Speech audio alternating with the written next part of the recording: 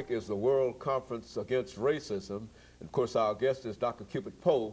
And Dr. Poe, during this last segment, let's give you an opportunity to sort of wrap up some of your activities in Africa dealing with the World Conference Against Racism, and to talk about some of your other impressions about the people of South Africa and how they are reacting to some of the problems that they are faced with, and et cetera. Okay. One of the problems that stands out is the problem of poverty, very widespread. You have shack settlements. Now, when you say shack settlements, exactly what do you? Well, shack settlement is a group of large numbers of shacks put together with tin and brick and mud and anything that would keep out the wind. They are small, the size of an average American living room. Anywhere from 9 to 10 people may live there. No electricity, no running water, no toilet facilities, and they're right next to each other. Seemingly they developed as a result of blacks being brought to the urban area to work in the gold mines, in the diamond mines, as well as townships.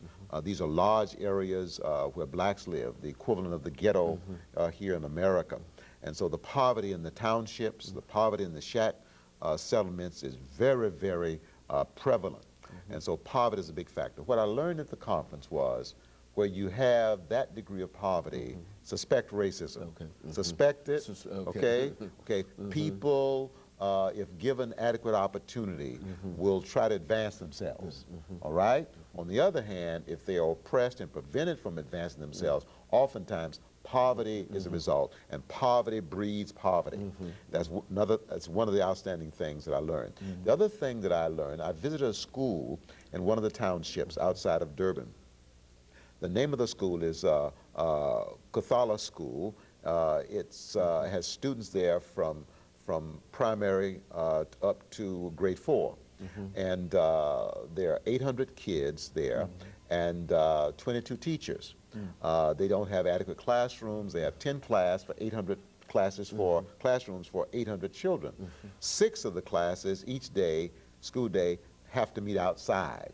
They have no playground facilities. But the amazing thing about the students is that in the classrooms that I visited, they were averaging about 40 to 45 per classroom. They were surprisingly disciplined. No talking to each other as I was standing there being introduced, no disruption. They were attentive, and it's an amazing thing that the girls look like the boys because they cut their hair, okay? But the instructor said, I said, you know, your students are more disciplined than our students. And she said, well, one thing, part of the African family tradition is to teach respect. We teach our children respect for their elders and respect for one another. I said, now, do you mean by respect love? And she said, yes, that's exactly what I mean. She said, we also emphasize respect here at the school. And I said, how do you teach respect? How do you teach love? And she said, well, we come down on their level. I come down on their level to let them know that I'm their friend, to let them know I'm available to them. She said, I listen to them, I smile at them, I encourage them. I let them know that I'm concerned. I had never before in my life, I think, asked somebody to explain to me how you show love for another person. She did an excellent job. She helped me to see that one of the deficiencies in our culture, in the American culture, is that we have forgotten, I think, to teach one of the most important things we can teach in a school system or a child is respect or love. Respect for elders, love for your elders, love for one another, respect for one another, and that ends up being respect for oneself. And that's the enemy of self-hate. For you see, as I said, racism essentially is self-hate. And I think it's a byproduct of the fact that we teach so many other things. We teach the acquisition of wealth. We teach the pursuit of success, same thing, okay? But the deficiency, I think, in our public school system and in our homes is, by and large, we're not doing a good enough job of teaching respect or love. And I think we see every indication of it simply by watching the television or reading the newspapers. You see people who are doing things that are certainly not respectful toward themselves or toward others. Yes. I think I would agree with that. I certainly would agree with that. Now, Dr. Poe, looking at this whole conference, this is the second conference, I understand. Do you think that the conference had any real impact?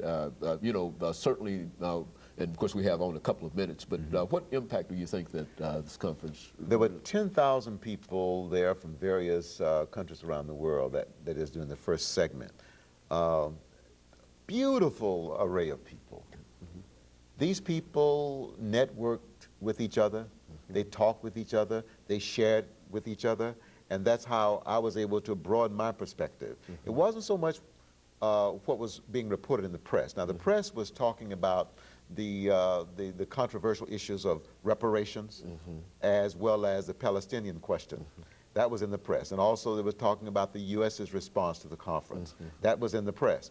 And there were some people who believed that unless the conference could agree on a position that was acceptable to most of the delegates about the Palestinian question, unless they could agree on the position that the conference should take regarding reparations, that the conference would not be a success.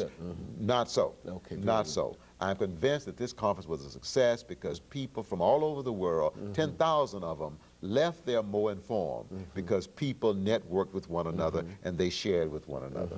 And so the information that will come out of this conference will be far greater than what we believe actually happened, and what might be reported. Absolutely. And that is very good. And of course, Dr. Poe, let me thank you for coming by and giving us that excellent information today. And let me encourage our audience to tune in again next week for another informative edition of Comments. Thank you and good morning.